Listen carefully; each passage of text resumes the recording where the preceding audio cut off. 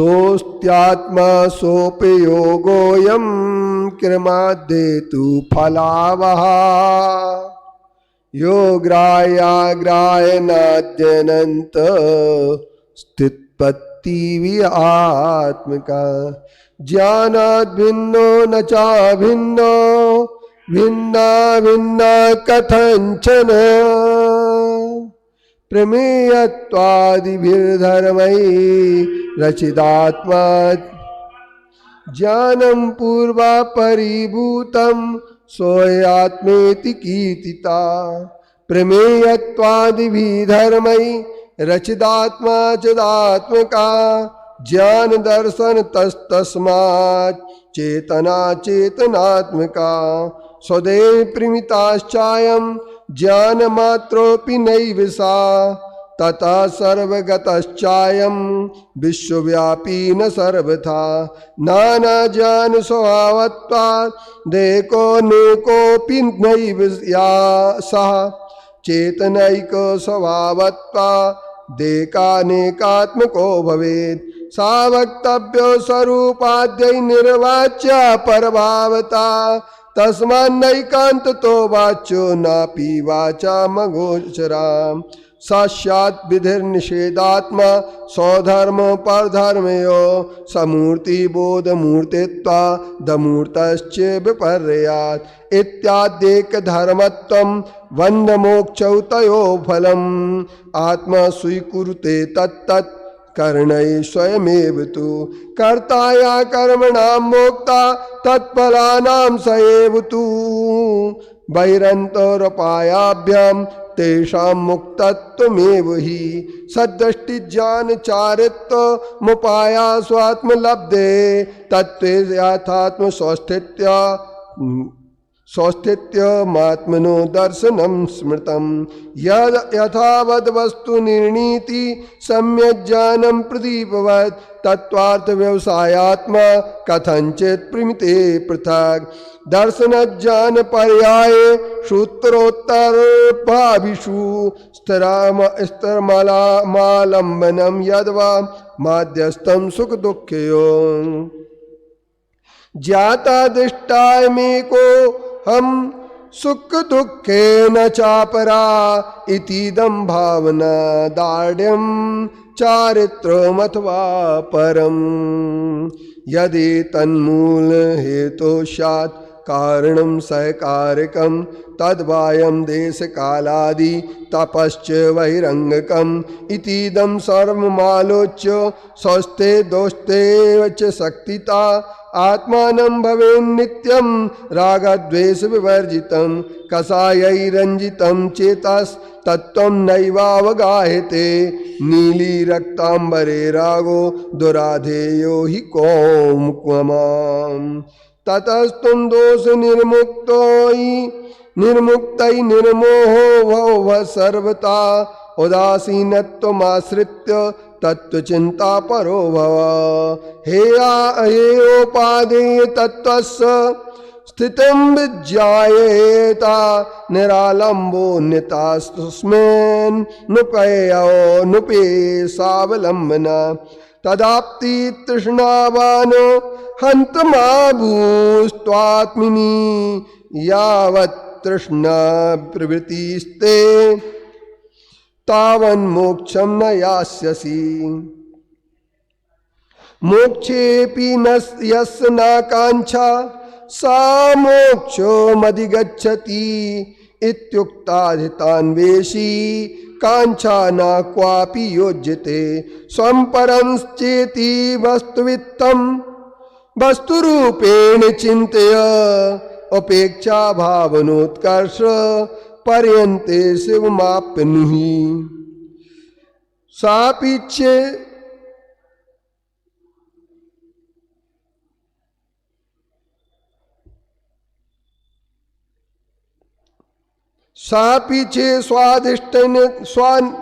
स्वानिष्ठत्वात् सुलभा यदि चिंतेत आत्माधीने फले तात यत्नं किं न करिष्यसि स्वपरं विद्धि तत्रापि व्यामोहं छिन्धि किंतु विमं अनाकुला स्वसंवेद्ये स्वरूपे तिष्ठ केवले स्वास्वं स्वेन स्थिरं स्वस्मै स्वस्मात् स्वस्यास्य विनश्वरे स्वस्मिन् ध्यात्वा लभ्येत् सोत्तमानन्दममृतं पदम् इति स्वतत्त्वं परिभाव्यवान्मयं य एतदाख्येति शृणोति चादरात् करोति तस्मै परमात्म संपदम स्वरूप संबोधन 25।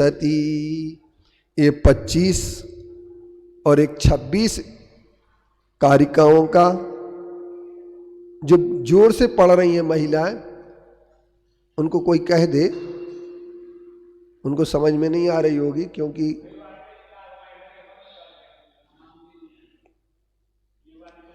चलो अब अपना चल रहा था ज्ञानात् भिन्नो न चा भिन्नो भिन्ना भिन्नाय कथंचन ज्ञानम पूर्वा परिभूतम सोयात्मेति कीर्तिता। ज्ञानात् भिन्नो न चा भिन्नो भिन्ना भिन्ना कथंचन ज्ञानम पूर्वा परिभूतम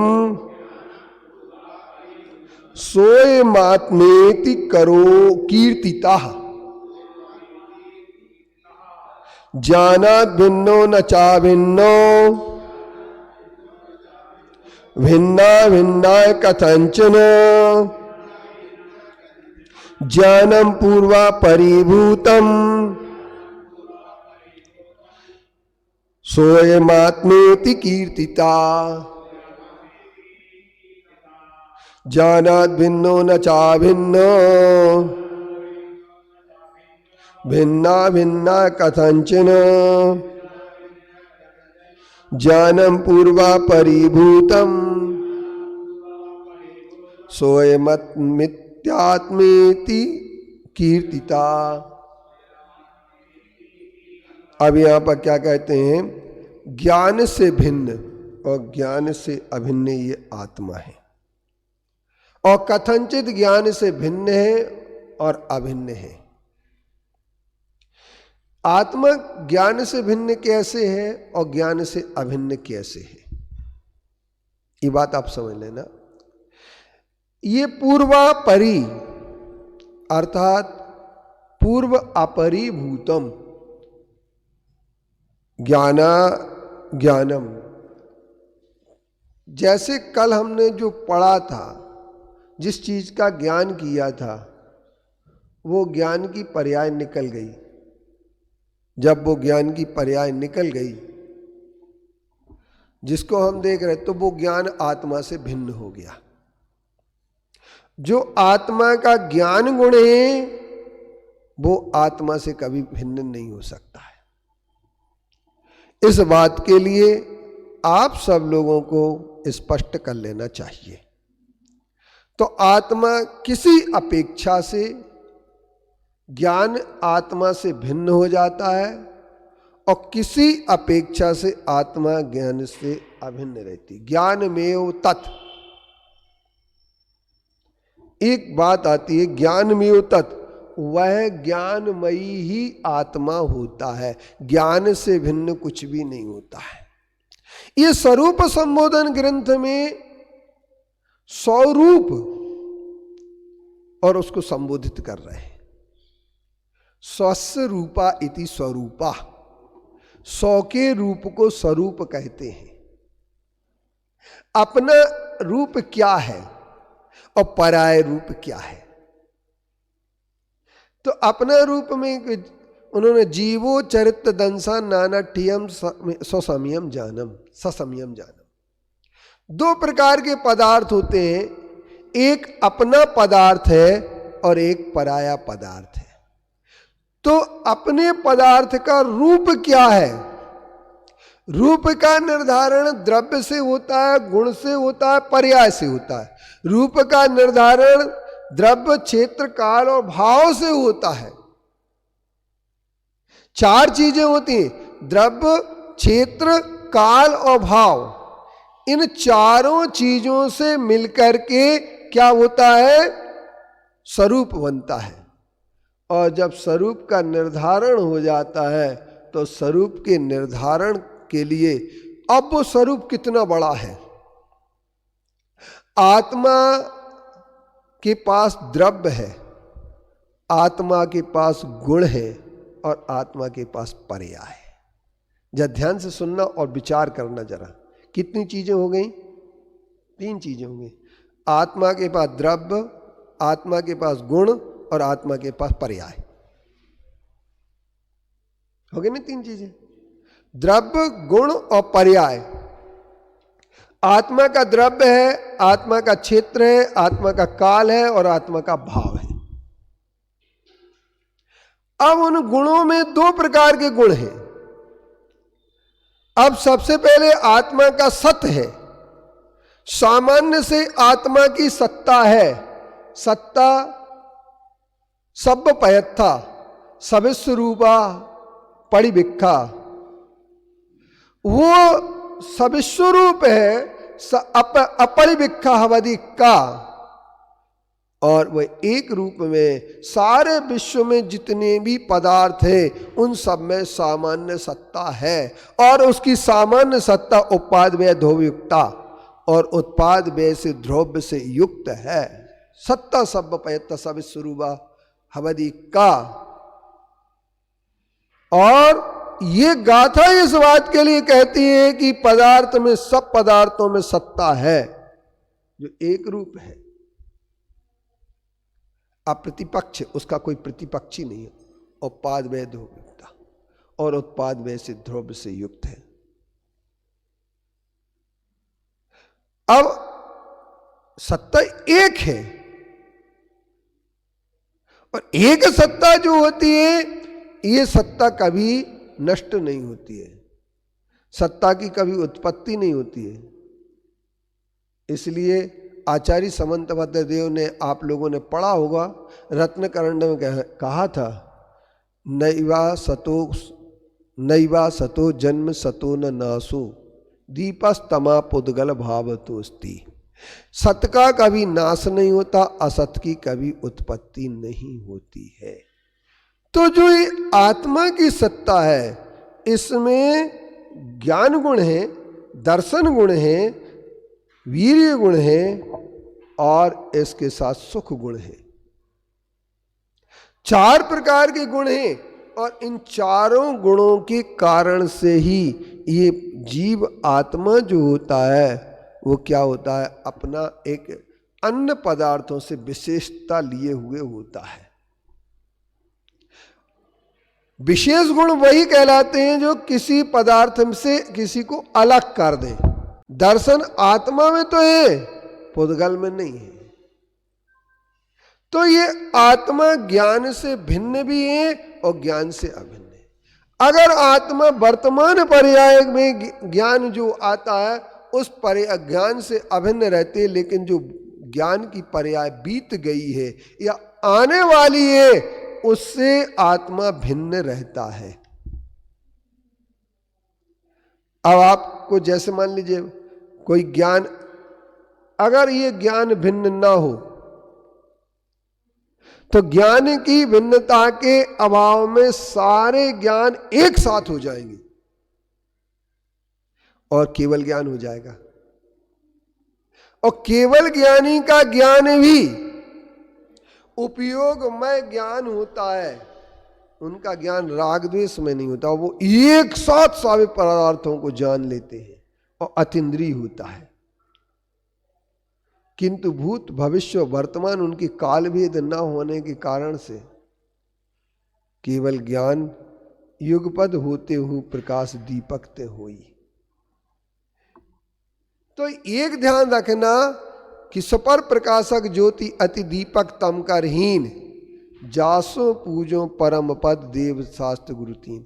दीप एक ज्ञान एक ऐसा दीपक है जो 100 और पर का प्रकाशक करता है। अब ज्ञान को अगर अपन समझें कि ज्ञान क्या चीज है, तो कहते हैं ज्ञान जो होता है वो क्या होता है कि वस्तु तत्व प्रकाशकम ज्ञानम।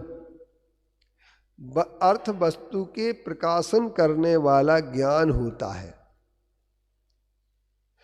तो ज्ञान दीपक के समान है। ज्ञान दीप तप तेल भर, घर शोधे ब्रह्मचोर, या विधि बिन निकसे नहीं, बैठे पूरब चोर।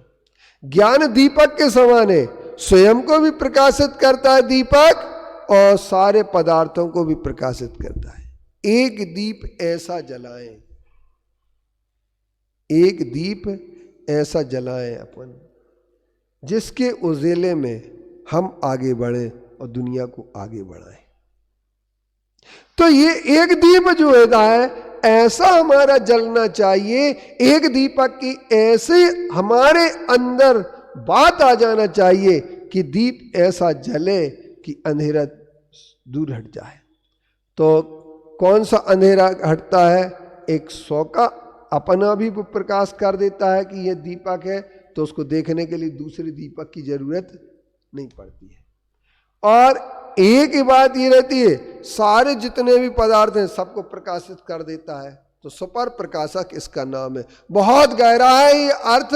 स्वपर प्रकाशक ज्योति अति दीपक तम करहीन, और जासो पूजो परम पद देव शास्त्र गुरु तीन। हम दीप हर पूजन में दीप चलाते हैं, दीप चढ़ाते हैं, हर पूजन में दीप चढ़ाते हैं। और इसके बाद एक ध्यान और रखें, हर भारतीय पूजन पद्धति में दीपक का स्थान अवश्य है। जैसे मान लीजिए आपने देखा एक धर्म में पारसी है, तो पारसी में अग्नि ही उनका सर्वश्रेष्ठ है पारसी में। और इसके उपरांत जब भी दीपक की पूजन करते तो दीपक से आरती जरूर उतारते हैं। वैदिक परंपरा में तो दीपक का बहुत ज्यादा महत्व है आरती करने का। लेकिन जैन परंपरा में भी दीपक का महत्व है, क्योंकि प्रत्येक पांचवें द्रव्य में दीप चढ़ाया जाता है। पहला कौन सा द्रव्य है? जल, चंदन, अक्षत, पुष्प, नैवेद्य। 5 छठवें में आएगा दीपक। प्रत्येक छठवें द्रव्य में दीपक चढ़ाते हैं, 5वें के बाद 6वें में। और दीपक क्यों चढ़ाते हैं? हर दीप चढ़ाने के पहले लिखा रहता अज्ञान अंधकार विनाशनाय दीपम निर्पामति स्वाहा, या मोह अंधकार विनाशनाय दीपम निर्पामति स्वाहा। तो ज्ञान ही एक ऐसा है जो मोह को नष्ट कर देता है। और जब तक मोह नष्ट नहीं होता है, ध्यान रखो, तब तक मोह के नष्ट हुए बिना तुम्हारा चारित्र और तुम्हारा सब कुछ व्यर्थ होता है। ज्ञान चारित्र को भी संभालता है, ज्ञान श्रद्धा को भी संभालता है। बहुत सारे लोग कहते हैं ज्ञान करने से कुछ नहीं होता है, श्रद्धा करो, उसका आचरण करो। लेकिन आचार्यों ने एक बात कह दी है कि सम्यक दर्शन ज्ञान चारित्राणि मोक्ष मार्ग।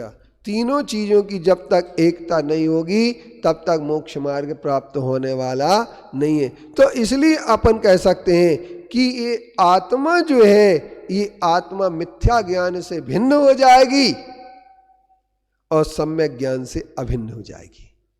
अब मिथ्या ज्ञान अगर भिन्न नहीं हो तो काम कैसे चलेगा? 2 प्रकार के ज्ञान है, एक मिथ्या ज्ञान और एक सम्यक ज्ञान। और जहां मिथ्या ज्ञान छूट गया वो भूतकाल में चला गया, वो अब लौट आत्मा में आएगा नहीं। तो जो आत्मा उससे क्या हो गई? भिन्न हो गई। किस ज्ञान से भिन्न हो गई? मिथ्या ज्ञान से भिन्न। और अभिन्न किससे है? ज्ञान से भिन्न है, अभिन्न है। तो एक ही आत्मा भिन्न भी है और अभिन्न भी है। बात समझ में आ गई ना चंद्र कुमार जी? ये बात बैठी दिमाग में? किससे भिन्न है? तो जैसे मान लीजिए अपना किसी के संबंध में ये मेरा बहुत बड़ा दुश्मन है, अपन ने किसी का ज्ञान कर लिया, कोई ने अपन को ज्ञान करा दिया, क्योंकि ज्ञान का चुगलखोर ने चुगली कर दी कि कमलेश जी तो ऐसा ऐसा बोल रहे थे, चंद्र कुमार जी क्या हो गया उससे, उनके प्रति क्या सा ज्ञान हो गया? उनके प्रति ज्ञान हो गया कि ये हमारा दुश्मन है। अब जब तक इनको दुश्मन मानते रहेंगे तब तक इनको देखते ही साथ क्या आ जाएगा? क्रोध आ जाएगा। तो ज्ञान ने, अज्ञान ने क्रोध पैदा कर दिया स्वरूप को जाने में। अब जिस दिन आपने ये स्वरूप जान लिया तो इनके उससे तुम्हारा क्या निकल गया? अज्ञान निकल गया। और अज्ञान निकल जाने से क्या हो गया?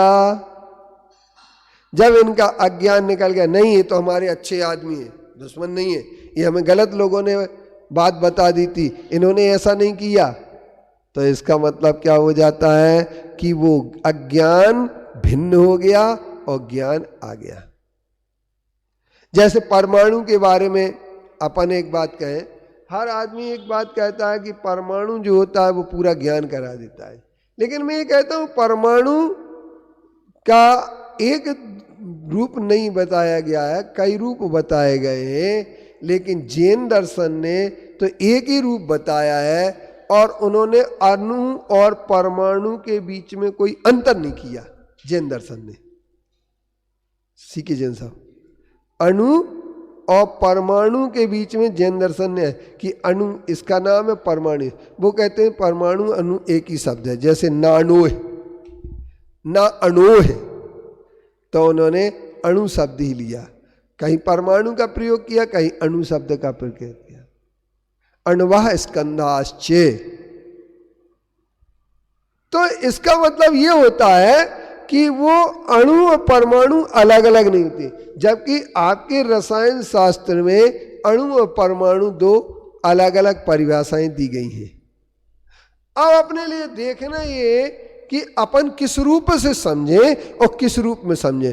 तो ज्ञान से आत्मा को जब भिन्न करेंगे, किसको करेंगे? आत्मा ज्ञान से भिन्न है। तो किस ज्ञान से भिन्न है? अरे सब शास्त्रों में तो लिखा है कि ज्ञान स्वरूपी त्रिविधि कर्ममल वर्जित सिद्ध महंता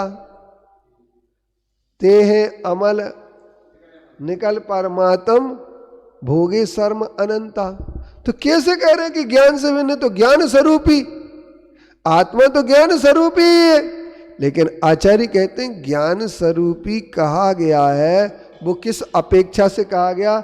उस अपेक्षा को समझने की कोशिश करो आप। तो वो कौन सी अपेक्षा है?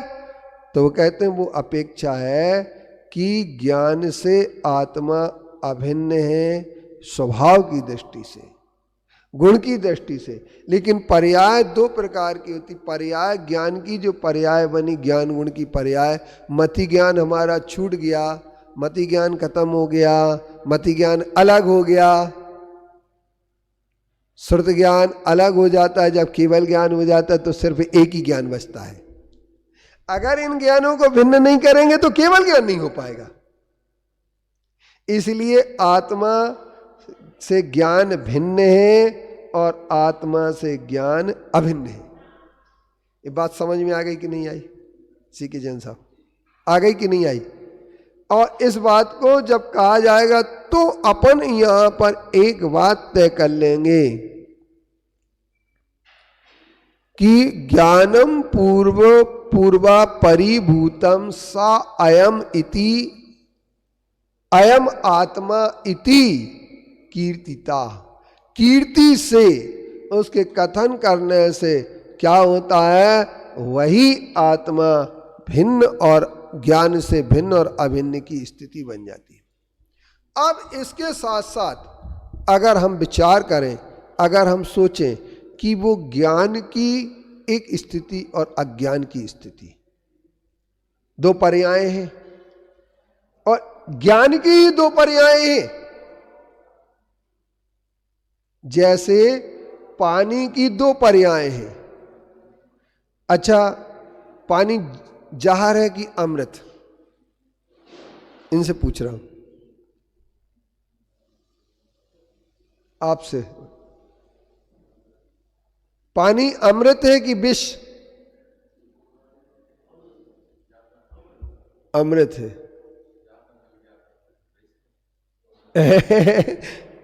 अरे जब बाढ़ आती है तो लोग, किसान जब आषाढ़ आता तो कहता बरसों हरी घर घर घरी,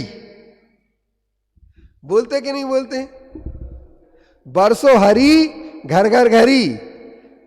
अब बरस रहना शुरू कर दिया उनने। अब तुमने तो कहती कि बरसों हरी घर घर घरी।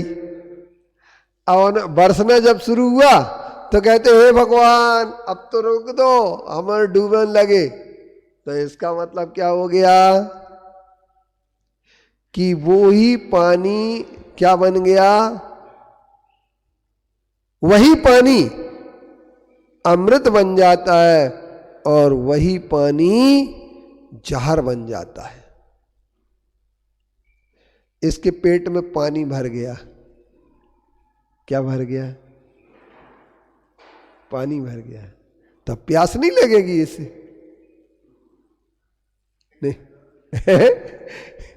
क्या? अगर मान लीजिए इसके पेट में पानी भरा है तो अब प्यास नहीं लगना चाहिए। तो पेट में पानी अगर भर जाता है तो आदमी, फेफड़े में पानी भर जाए, श्वास नली में पानी चला जाए, वही शुद्ध डिस्टिल वाटर अच्छा वाला, जैसे आप चुस्की ले लेकर के पीते हैं, वही अगर फेफड़े में चला जाए तो क्या हो जाएगा? और आदमी चला भी जाएगा। तो इसका मतलब क्या है? हवा अमृत है कि जहर है? क्यों? अरे तो आप उसकी दूसरी चीज के लिए भी तो बताओगे कि नहीं बताओगे? जैसे मान लीजिए एक बात आप समझिए, निघुंट पढ़ते हैं अपन, निघुंट पढ़ते हैं तो लोग कहते हैं, जैसे मान लीजिए अपन पढ़ रहे हो दही के बारे में, दही इम्यूनिटी बढ़ाता है, बढ़ाता कि नहीं बढ़ाता? दही इम्यूनिटी बढ़ाता कि नहीं बढ़ाता? दही जो होता है वो क्या ताकतवर होता है। दही जो होता है वो आदमी के लिए जो होता है मस्तिष्क की शक्ति बढ़ाता है। रेजक पाजा को, लेकिन केला के साथ दही नहीं खाना। क्यों नहीं खाना? मलाई मावा अच्छी चीज होती कि खराब चीज होती है? शक्कर अच्छी चीज होती कि खराब चीज होती है? बोलो ना।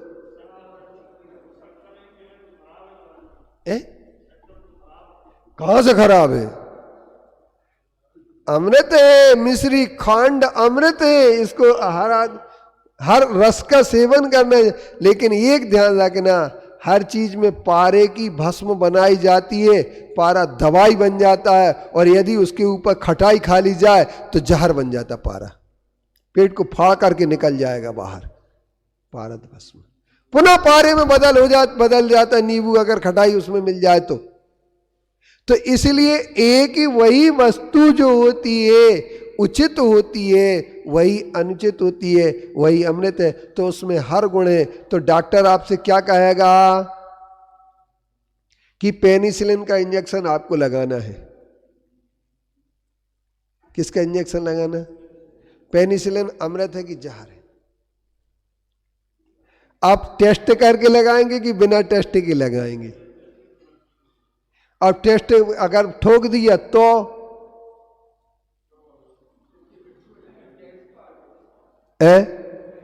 सिट्टी पिट्टी बंद हो जाएगी। तो इसका मतलब क्या हो गया कि वही एक वस्तु जो है, एक वस्तु उचित है, वही वस्तु अनुचित है। तो डॉक्टर उसके लिए कह देता है ओनली क्या लिख देता है? यूज आफ्टर टेस्ट, और या फिर लिख देता ओनली एक्सटर्नल यूज। अब आइडेक्स एक्सटर्नल यूज वाली है कि खाने की चीज है? आयोडेक्स सरल, उसको तो लिखा रहता है ओनली एक्सटर्नल यूज, और कुछ लोग रोटी में लगा के खाते हैं। कौन खाते हैं? अपना अपना नशा है। ये बात अब तुमने सही कह दी, ये अपना अपना नशा है। तो एक वस्तु, वही वस्तु अमृत है, वही वस्तु जहर है। इसलिए किसी वस्तु को जहर भी माना जा सकता है तो किसी को अमृत भी। इसी तरीके से आत्मा से ज्ञान भिन्न है और आत्मा से ज्ञान अभिन्न है। अगर आत्मा से ज्ञान भिन्न ना हो, क्षयोपम ज्ञान अगर भिन्न ना हो, तो छायक ज्ञान पैदा नहीं हो सकता है। जब तक क्षयोपम ज्ञान रहेगा तब तक छायक ज्ञान नहीं होगा। जब तक छदमस्त रहता है तब तक केवल ज्ञान नहीं, जब तक केवल ज्ञान नहीं तब तक छदमस्त। तो एक कोई रहेगा, तो वो ज्ञान आत्मा से भिन्न होगा कि नहीं होगा? तो आत्मा से ज्ञान भिन्न है, तो उन्होंने क्या कह दिया? ज्ञानात् भिन्नो न चा भिन्नो भिन्ना भिन्ना कथंचन ज्ञानम पूर्वा परिभूतम ज्ञानम पूर्वा परिभूतम सोयमात्मेति कीर्तिता। सह अयम आत्मा, वही है आत्मा है, इति इस प्रकार से कीर्तिता, इसका विस्तार या वर्णन किया गया है कि वह ज्ञान से भिन्न है, आत्मा ज्ञान से अभिन्न है। और कथनचित भिन्न है, कथनचित अभिन्न। एक ही चीज के ये इस बात के लिए जब कोई समझ लेता है तो उसको क्या हो जाता है कि पुनीत ज्ञान प्राप्त हो जाता है आत्मा का। अब आत्मा का दूसरा उसमें चेतन है कि अचेतन आत्मक है। अब ये बात वहां पर चलती है कि आत्मा चेतन है कि अचेतन है? चेतन है, लेकिन अचेतन भी है। अब कैसे है इसके बारे में आपको कल बताया जाएगा, पर एक बात आपके लिए बता देते हैं कि इसके जो अनुवाद किया गया है वो अनुवाद किस रूप में किया गया है। तीसरे काव्य का अनुवाद है। कल लता का पन्ना दूसरे काव्य का देखा था कि ज्ञान सनातन आत्मगुण यह अभिन्न संग रहता है, भूतानागत दृष्टि से ज्ञान भिन्न हो जाता है। ज्ञान कथंचित आत्म से तो भिन्न अभिन्न चिदानंद है, स्वपर प्रकाशक ज्ञान रूप ही आत्मद्रव्य सदानंद है, आत्मद्रव्य सनातन है।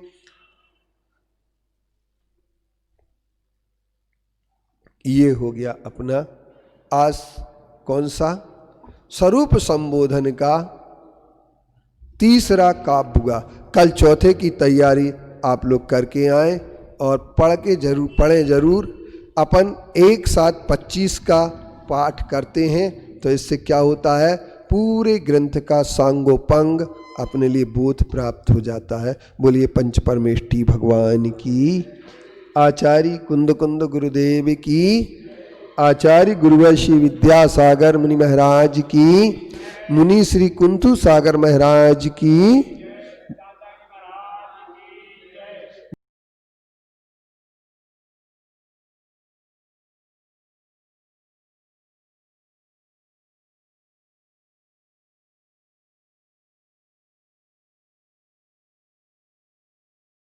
जिन वाणी भारती माँ तो जपो दिन रेन, जो तेरा शरणाग है सो पावे सुख चैन।